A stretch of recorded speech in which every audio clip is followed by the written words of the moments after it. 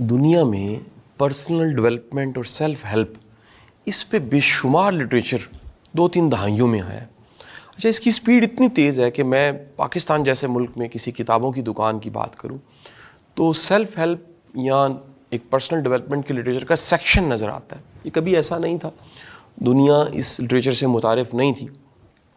میرا سوال یہ ہے کہ کیا کسی سیلف ہیلپ کی کتاب سے سیلف کو بہتر بنایا جا سکتا ہے یا سیلف ریفائنمنٹ کا کوئی اور بھی ذریعہ ہو سکتا ہے؟ یہ کتابیں ہیلپ یقینی طور پہ کرتی ہیں، لیکن اس کے لیے فاؤنڈیشن کا ہونا بڑا ضروری ہے، ورنہ اس کے اندر جو ایڈوائسز ہیں، پریکٹسز ہیں سجیسٹ کی ہوئی، وہ انسان کے سر کے اوپر سے گزرنے لگتی ہیں یا ادھوری ہو جاتی ہیں.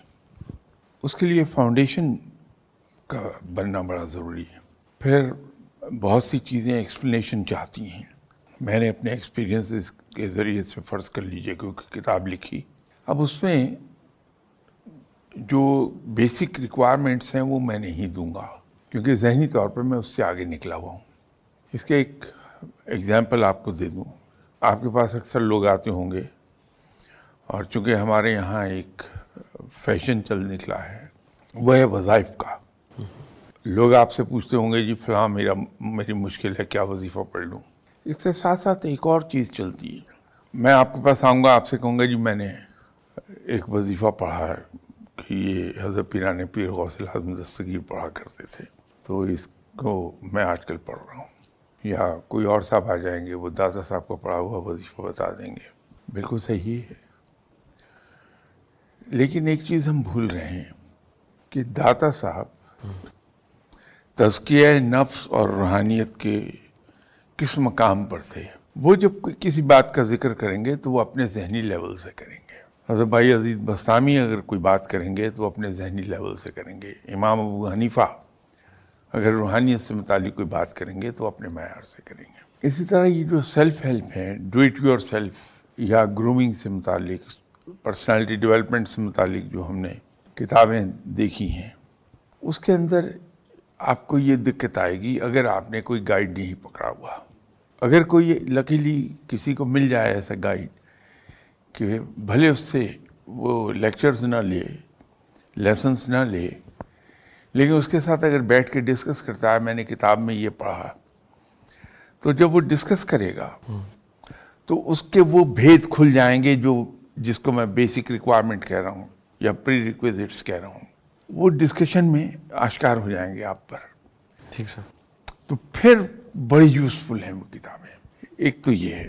دوسری ایک اور چیز ہے کہ ہیومن نیچر کو اگر آپ دیکھیں، انسان صحبت سے بہت سیکھتا ہے.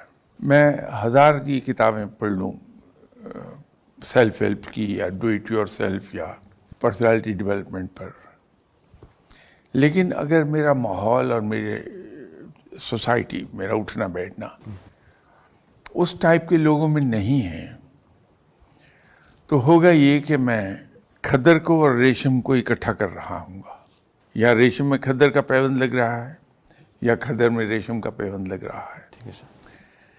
کیونکہ جو پرسنالٹی ڈیولپمنٹ ہے وہ ایک پرٹیکولر آئسولیٹڈ اسپیکٹ کا نام نہیں ہے. انسان کی پرسنالٹی جو بنتی ہے وہ صرف ایک کام سے نہیں بنتی کہ آپ پولائٹ بہت ہیں، یا اس سے نہیں بنتی ہے کہ آپ کو ٹیبل مینرز آتے ہیں. یہ پرسنالٹی تو ایسا، اب آپ دیکھیں ہمیں جہت ایک بہت اچھا افسر ہوگا لیکن وہ جو کہتا ہے اس کو پورا نہیں کرتا، وہ اس کا تاثر کیا ہوگا اپنے ماتحتوں پر، اپنے ملنے والوں پر. ٹھیک سر. یا ایک شخص ہے جو مبالغہ آرائی سے کام لیتا ہے، اس کا تاثر کیا بنے گا، خواہ کتنا ہی دوسرے اسپیکٹس میں وہ ریفائنڈ ہو. یہ پرسنالٹی جو ہے وہ پوری سائڈ اس کا نام ہے. ٹھیک سر. اور انسان کی جو صحیح پرسنالٹی ڈیولپمنٹ ہوتی ہے، کیریکٹر بلڈنگ ہوتی ہے، وہ سوسائٹی سے ہوتی ہے، صحبت سے ہوتی ہے. کن لوگوں میں اٹھ بیٹھ رہا ہے. ٹھیک سر. تو نہ سیکھتے ہوئے بھی سیکھ جاتا ہے بندہ. ٹھیک سر. کوئی اس کو ایفرٹ نہیں کرنی پڑتی، آٹومیٹیکلی اس میں تبدیلی آنی شروع ہو جاتی. اور اگر وہ ان کتابوں سے استفادہ کر رہا ہے وہ تو پھر اس کے سیکھنے کی رفتار کئی گنا بڑھ گئی ہوتی ہے، بڑی تیزی سے اٹھتا ہے وہ بندہ. اس لیے کتابیں ضرور ہم پڑھیں، لیکن اس کو سپورٹ ہم کر لیں. جن لوگوں کو ہم سمجھتے ہیں کہ وہ واقعی کسی مقام پر پہنچے ہوئے ہیں، میں اسٹیٹس کی بات نہیں کر رہا، میں پرسنالٹی ڈیولپمنٹ اور علم کی بات کر رہا ہوں، ان سے ہم ڈسکس کریں ان چیزوں کو، تو آپ دیکھیں گے وہ چیزیں سیکھنا یا کرنا ہمارے لیے کتنا سہل ہو جائے گا. تو اس کے اندر یہ تھوڑا سا والدین کے لیے بچوں کی تربیت بہت بڑا چیلنج ہے، اور یہ کہہ لیجئے کسی زمانے میں ایک چیلنج کے طور پہ نہیں تھا، ایک فلو کے ساتھ سپونٹینیس یہ ہو جاتا تھا، خبر نہیں ہوتی تھی کب چھوٹے سے ہیں بڑے ہو گئے اور اپنی زندگی میں گم ہو گئے. لیکن آج پیرنٹنگ کی ٹرم ہے، پیرنٹنگ کی ورکشاپس مل رہی ہیں، پیرنٹنگ پہ واٹس ایپ پہ اچھے اچھے میسیجز آتے ہیں. والدین چاہتے ہیں کہ بچے کو اسکول داخل کروائیں، کسی ایسے اسکول داخل کروائیں جہاں سے بچے کی گرومنگ ہو جائے، تربیت ہو جائے. اس سوال میں میرا سوال تو یہی ہے کہ شاہ صاحب کس اسکول میں داخل کروائیں؟ میں نام کے بغیر پوچھنا چاہوں گا، لیکن اس تناظر میں کہ مڈل کلاس بھی ہے، اپر مڈل کلاس ہے، ایلیٹ کلاس ہے، لوور مڈل کلاس ہے، یہ ساری کلاسز ہیں، یعنی افورڈ کرنا کہہ لیجیے ہر ایک کے لیے چیلنج ہے. اس تناظر میں آپ بتائیے کہ اسکول بھیجنا ہے کہاں بھیجیں، اور کوالٹی ایجوکیشن کیا ہے، اچھا اسکول کون سا؟ آپ قاسم علی شاہ صاحب ایک بڑا کام یہاں کر رہے ہیں، اور آپ کی مصروفیات بے پناہ ہیں. کیونکہ آپ کے پاس ٹائم نہیں ہے، تو اگر آپ کی بیگم صاحبہ آپ سے کہتی ہیں کہ یہ سوئچ خراب ہو گیا، اسے ٹھیک کر لیں، تو آپ نیچرلی الیکٹریشین کو ٹیلی فون کریں گے کہ آ کے اس کو کر جاؤ. اسے اور کوئی کام اگر ہے تو آپ اس کام کے جاننے والے کو ٹیلی فون کر کے بلا کے اسے کہیں گے یہ کام کر لو. وجہ یہ نہیں کہ آپ کرنا نہیں چاہتے، وجہ یہ ہے کہ آپ کے پاس وقت نہیں ہے. یہ جو بچوں کی اپ برنگنگ کی بات آپ نے کی کہ یہ چیلنج بن گیا، پہلے نہیں تھا، اس کی مین وجہ یہ ہے کہ اب ہمارے پاس بچوں کے لیے ٹائم نہیں رہا، وقت نہیں رہا.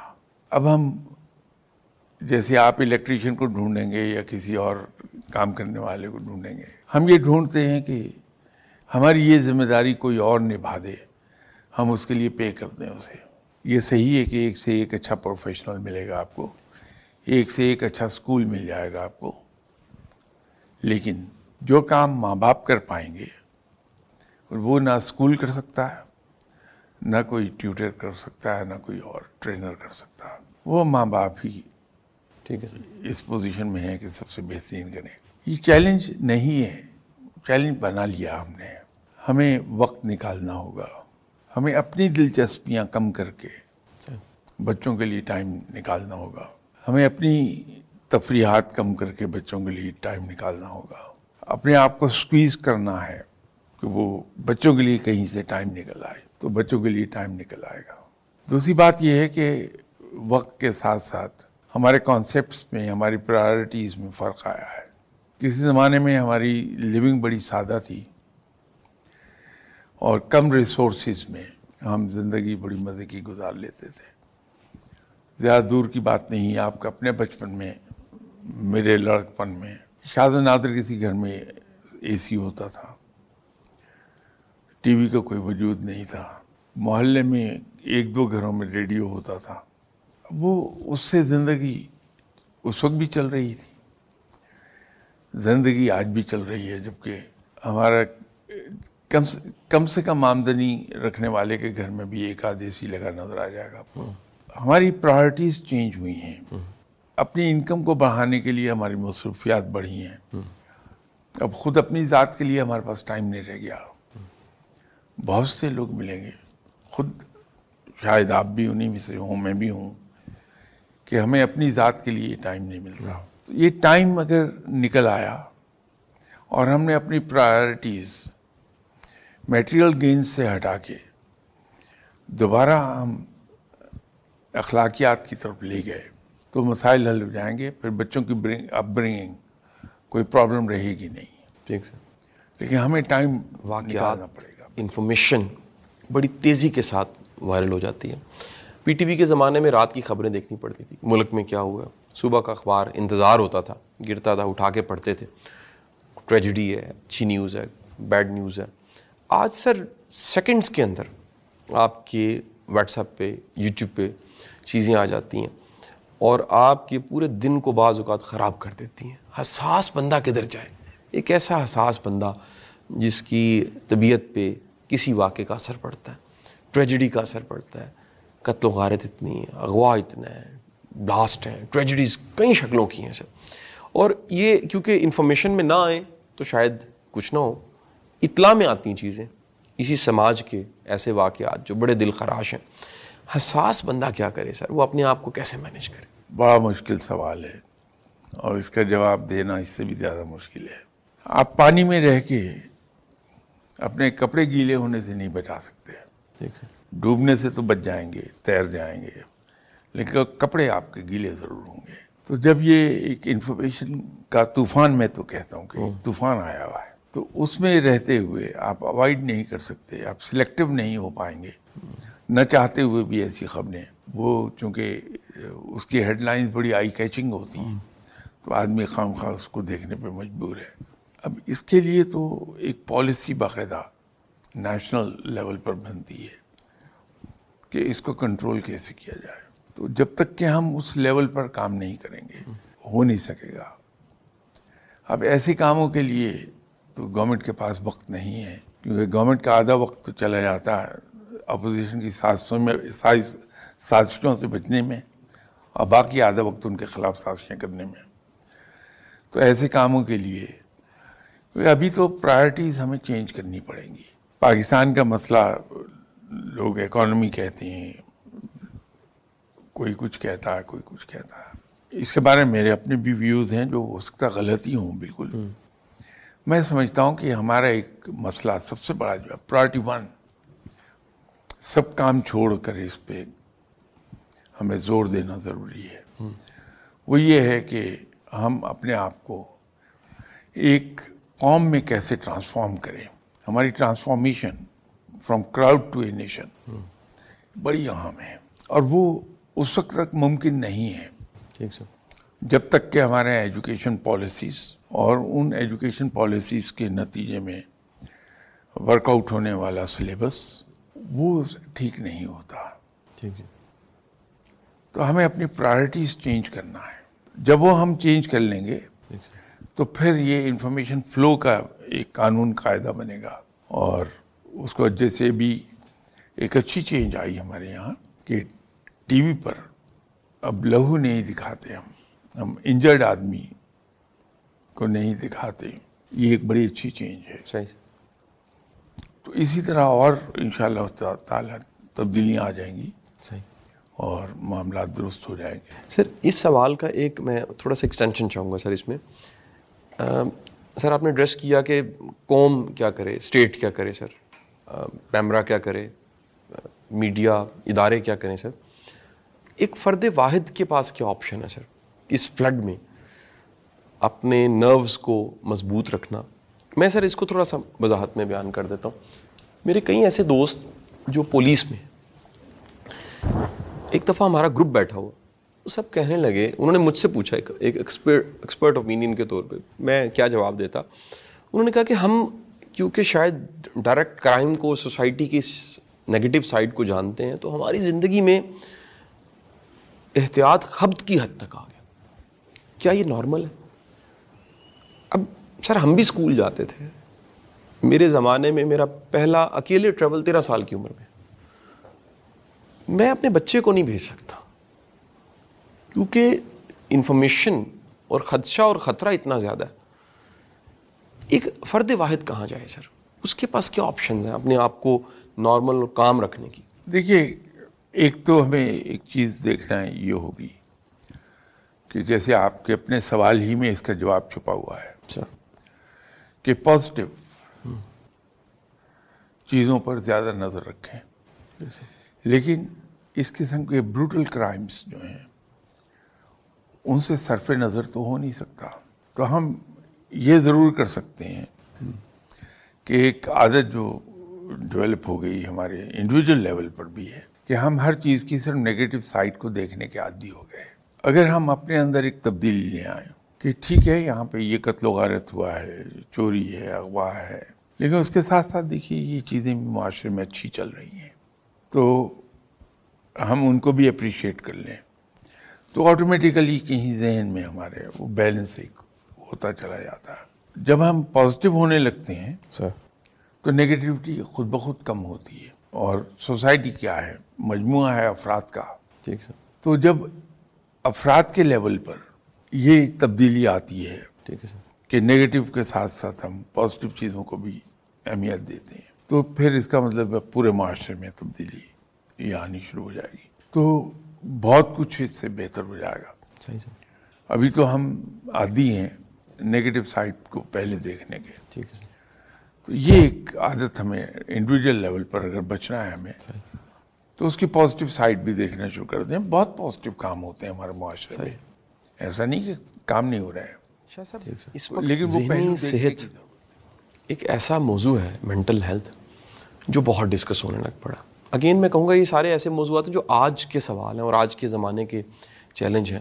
ایک بڑا دل خراش واقعہ چند دن پہلے اسلام آباد میں ہوتا ہے, اور کہہ لیجئے کہ اس میں جو کوچس ہیں, جو تھراپسٹ ہیں, یہ ڈسکس ہونے شروع ہوتے ہیں کہ ٹھیک کون ہوتا ہے. ایک بڑا چیلنج ہے شاہ صاحب کہ کتھارسس کے لیے سورس نہیں ہے. ایون کہ بڑی دنیا جو ایم ایس سی سائیکالوجی کرتی ہے انہیں کام ہی نہیں آتا سر. یہ بھی بڑا چیلنج ہے کہ پاکستان میں قابل سائیکیٹرسٹ, سائیکالوجسٹ نہیں ہے. ایون ایک بڑی تعداد سائیکالوجسٹ کی ایسی ہے, یہ بھی ایک پروفیشنل اوپینین کسی نے دیا, کہ جو سمجھتے ہیں کہ شاید ہم سن لیں گے, ان کے پاس کوئی اسکل نہیں ہے, ان کو سی بی ٹی نہیں آتا, ان کو این ایل پی نہیں آتی, ان کو ہپنوسس نہیں, ان کو سائیکو تھراپی نہیں آتی, ان کو ٹرمز کا پتہ.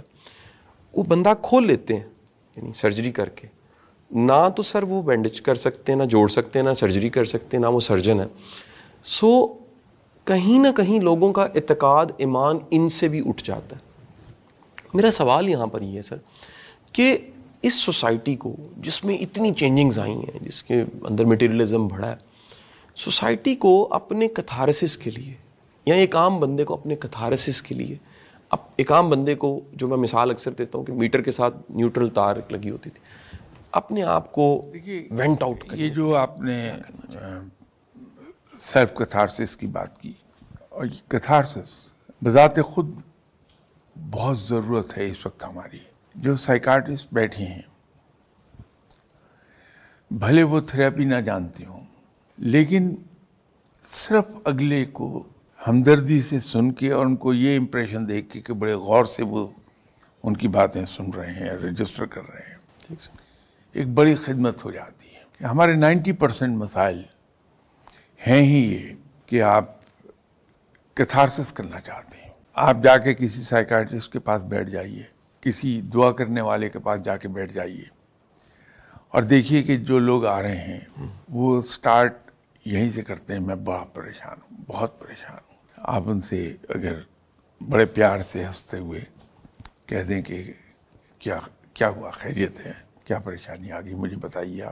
آپ کو ایک عجیب سی پلیزنٹ سرپرائز ملے گی ایٹ دی اینڈ, کہ وہ بندہ ایک لمبی کہانی آپ کو سنائے گا, which may take about 45 minutes, لیکن آپ صبر سے مسکراتے ہوئے سنتے رہیے. ایٹ دی اینڈ جا کے آپ کو پتہ لگتا ہے کہ نہ اسے کسی ٹریٹمنٹ کی ضرورت ہے, نہ اسے کسی دعا کی ضرورت ہے. اس کا صرف ایک پرابلم تھا کہ یہ وینٹ آؤٹ نہیں ہو پا رہا تھا. اس کو اسٹیم آف ہونے کے لیے کوئی ایک جگہ چاہیے تھی, وہ میں نے پرووائڈ کر دی. یہ بندہ ہلکا پھلکا ہو گیا. آپ اس کو صرف اس کی جسٹ گیو ہم اے پیٹ ایٹ ہز بیک, پیار کے ساتھ صحیح کہ جا یار معاملہ ٹھیک ہو جائیں گے, کیوں غم کرتے ہو. وہ ہنستا ہوا جائے گا واپس آپ کے پاس. یہ بذات خود ایک بڑی خدمت ہے, کیونکہ ہو کیا گیا, ہم نے اپنے آپ کو اتنا مصروف کر لیا کہ ہم اپنے قریبی ترین آدمی کی بھی بات پوری سننے کی پوزیشن میں رہے نہیں. ہم اتنے مصروف ہیں, اتنی جلدی میں ہر وقت ہوتے ہیں کہ ہم کسی کی بات پوری طرح سن نہیں پاتے. تو جب کسی کا دکھ وہ بیان وہ نہیں کر پاتا تو اس کے اندر وہ سٹیم جمع ہوتی رہتی, اور اس کو وہ سوچتا ہے, سوچتے سوچتے جو اتنی ذرا سی بات ہے وہ اس کا دماغ اس کی چرننگ کرتا ہے اور اس میں گھومتی رہتی دماغ میں بات. کچھ دنوں کے بعد پتہ لگا کہ وہ اتنا بڑا پہاڑ بن گئی ہے اس کے دماغ میں اور اس کی زندگی بدل کے رکھ دی اس نے. کوئی آدمی مل جائے جس کے سامنے وہ بیان کر دے ہر چیز تو اس کا مسئلہ حل ہو جاتا ہے. پھر ہم اتنے مصروف ہو گئے کہ ہم کسی کی حوصلہ افزائی نہیں کر پاتے, وقت نہیں ہے. تو ایسے لوگ اگر کسی کی حوصلہ افزائی کر دیتے ہیں, یار صحیح ڈائریکشن میں کام کر رہا ہوں, کیا ہوا, ذرا سی دکھتے ہیں, یہ ٹھیک ہو جائیں گی, میں تمہیں گارنٹی کر رہا ہوں ٹھیک ہو جاؤ, جاؤ جا کے کام کرو, بندہ بدل جاتا ہے بالکل اور کامیابی کی طرف چلا جاتا ہے. یہ چھوٹی چھوٹی چیزیں ہیں, ان کو آپ اینالائز کرنے بیٹھیں گے تو اینڈ پر ایک نتیجہ نکلتا ہے کہ ہمارے پاس وقت نہیں رہا. ہم اتنے مصروف ہو گئے ہیں کہ ایک گھر میں رہتے ہوئے ہم ایک دوسرے کی پرابلم سے واقف نہیں ہوتے ہیں, سن نہیں پاتے ہیں. اگر سنیں گے بھی تو نیگیٹو کامنٹ ہم دے دیں گے, جبکہ نیگیٹو کامنٹس کبھی آپ کو ہیلپ نہیں کرتے, دوسرے آدمی کو ہیلپ نہیں کرتے. ایک چیز جس کا میں ذاتی طور پہ سمجھتا ہوں کہ اس کی تلقین ہونی چاہیے کہ آپ اپنی ناکامیوں کے لیے تیار رہیے. اب یہ بڑا عجیب سی بات کہہ رہا ہوں آپ سے, لیکن اگر ہم ساتھ یہ کہہ دیں کہ اس لیے میں کہہ رہا ہوں کہ تمہاری کامیابی کا راستہ ناکامیوں میں سے گزرتا ہے. یہ ناکامیاں اصل میں تمہاری کامیابی کے راستے ہیں. ان ناکامیوں کو گلے سے لگاؤ, ان سے سیکھو, کامیاب ہو جاؤ گے. ہم میں سے ہر آدمی اس وقت خوفزدہ ہے ناکامی سے. ہم واقعتاً ریئلی اسکیئرڈ آف فیلیئرس. تو اگر ہم ذہنی طور پہ تیار ہو گئے فیلیئرس کے لیے تو کامیاب ہو جائیں گے. یہ ایک چیز سکھانے کی ضرورت ہے. آپ چونکہ موٹیویشنل اسپیکر ہیں اور لوگوں کو موٹیویشن سکھاتے ہیں, یہ ایک پہلو ہے کہ ہم ناکامیوں کو قبول کرنے کے لیے ہر وقت تیار رہیں, کامیاب ہو جائیں گے. کیونکہ جو ناکامی کو قبول کرنے کو تیار ہے وہ کبھی ناکام نہیں ہوتا, ہمیشہ کامیاب ہو جاتا ہے, اس لیے کہ بڑی دلیری سے کام کرتا. شاہ صاحب کبھی ہم پہاڑی علاقے وہی میں اس کی کامیابی کا. تو لینڈ سلائڈنگ اور کیونکہ جو بارش کا پانی ہے اچانک آنے کا کہیں ڈر ہوتا ہے تو جگہ جگہ پر انہوں نے ایک دیوار بنا کے اس میں سوراخ لگائے ہوتے ہیں. تو چند دن پہلے میں نے ایک بلاگ پڑھا بڑا اچھا, کسی نے لکھا ہوا تھا کہ جس طرح سے اس میں پانی اکٹھا ہوتا ہے اور یہ سوراخ اگر نہ بنائے جائیں تو یہ دیوار کو اڑا کے رکھتا ہے. یہ سوراخ کہیں نہ کہیں وہ سارا جو پریشر ہے اس کو چینلائز کر کے پانی نکلتا ہے اور یہ جگہ بچی رہتی ہے.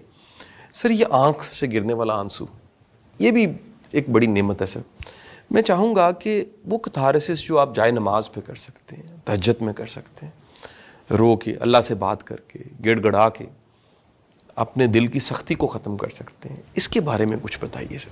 یہ ایک علیحدہ سے ڈائمنشن ہے بالکل ہی. جو بندہ تہجد گزار ہے, جو بندہ کلام پاک کی تلاوت ریگولرلی بھی اور کثرت سے بھی کرتا ہے, تو اس کا اللہ کے ساتھ اتنا گہرا تعلق ہوتا ہے کہ ڈپریشن اس کے قریب سے گزرتا ہی نہیں کبھی. وہ کتنی ہی بڑی مشکل میں کیوں نہ پھنس جائے, ایک یقین اس کو اس مشکل سے نکال کے لے جاتا ہے کہ میرا رب میرے ساتھ ہے, میرا رب میری مدد کرے گا. یہ جو یقین ہے اس کا, یہ اسے کہیں باک ڈاؤن نہیں ہونے دیتا. مصیبتیں آتی ہیں, مشکلیں آتی ہیں, لیکن وہ ان مصیبتوں اور مشکلات سے بڑا کمفرٹیبلی نکلتا جاتا ہے کہ یہ والا سہارا اس کو. پھر جہاں کوئی چیز اس کی برداشت کے تھریش ہولڈ پوائنٹ تک پہنچنے لگتی ہے تو رات کی تنہائی میں اپنے رب کے ساتھ وہ گلے شکوے کرتا ہے, اس سے بات کرتا ہے, تو اسٹیم آف ہو جاتا ہے. اس کو ایسا لگتا ہے میرے رب نے بڑا قریب ہو کے میری بات سنی ساری, اور وہ اب اس کا کوئی حل نکال دے گا. تو ایسا بندہ تو اس طرف جاتا نہیں. میں نے اس لیے اسے ٹچ نہیں کیا تھا اس سبجیکٹ کو, کہ جو آدمی ادھر کو چلا گیا ہے کہ رب کے ساتھ اس نے ایک اپنا تعلق ایسا قائم کر لیا ہے جو بھروسے کا تعلق ہے. ایمان اور یقین تو ہم سب کا ہے رب تعالیٰ پر کہ رب موجود ہے. یہ یقین اور ایمان ہمارا سب کا ہے. ایون ہندوز جو شرک کرتے ہیں وہ بھی اللہ تعالیٰ کے وجود کے قائل ہیں. عیسائی ٹرینٹی پر یقین رکھتا ہے, لیکن رب پر ایمان اس کا بھی ہے، لیکن بھروسہ اپنے رب پر ہو گیا کہ میرا رب ہے، وہ مجھے ڈوبنے نہیں دے گا، میرا رب موجود ہے، میرے ساتھ ہے، میرا رب ہر مشکل میں میری مدد کرتا ہے، آئندہ بھی کرے گا. تو وہ تو ڈپریشن کی طرف جاتا ہی نہیں ہے، اس کو کہیں کیتھارسس کرنے کی ضرورت نہیں پڑے گی. بہت اعلیٰ. آپ ایسے لوگوں کو دیکھیں گے ان کا چہرہ مسکرا رہا ہوتا ہے. مسکراہٹ تو ہم اس کو کہتے ہیں جو ہونٹوں پر ہو، ٹھیک ہے. لیکن ایسے لوگوں کا چہرہ مسکراتا ہے. ہم کبھی اس کو نام دے دیتے ہیں کہ بڑا مبارک چہرہ ہے، کبھی نام دیتے ہیں کہ چہرے پر نور ہے، کبھی نام دیتے ہیں کہ اس کے چہرے پر رونق بہت ہے، کبھی یہ کہتے ہیں کہ اس کا چہرہ بڑا معصوم ہے. وہ اصل میں اس کا چہرہ مسکرا رہا ہے، کیا بات ہے. کیونکہ اس کے پیچھے ایک بھروسے کی روشنی ہے کیا کہیں. کہ میرا رب ہے، وہ مجھے سنبھالے گا، پہلے بھی سنبھالتا آیا. تو اتنا پختہ یقین ہے، جب وہ کہتا ہے پہلے بھی سنبھالتا آیا، تو اس کا یہ یقین بہت ہی زیادہ کانکریٹ ہو جاتا ہے. اور یہی چیز پہلوان تھا، اس کا نام تھا جھارا. جھارا کہتا تھا کہ جو استاد ہوتا ہے، خود استاد تھا، وہ کہتا تھا استاد کی اولاد اس کے گھر میں پیدا نہیں ہوتی، اس کی اولاد وہ ہوتی ہے جو اس سے سیکھتی ہے. اور وہ کہتا تھا بے اولادہ وہ ہے جس کا شاگرد ہی کوئی نہیں ہے، سکھایا کوئی نہیں. شاہ صاحب، آپ سے دنیا نے بڑا سیکھا ہے، سمجھا.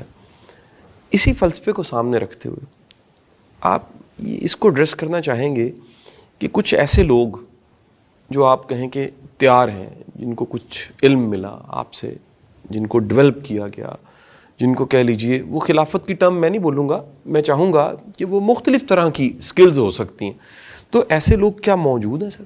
دیکھیے، یہ صرف وہی نہیں جو جن کا تعلق میری ذات سے ہے، ان کے علاوہ بہت لوگ ہیں.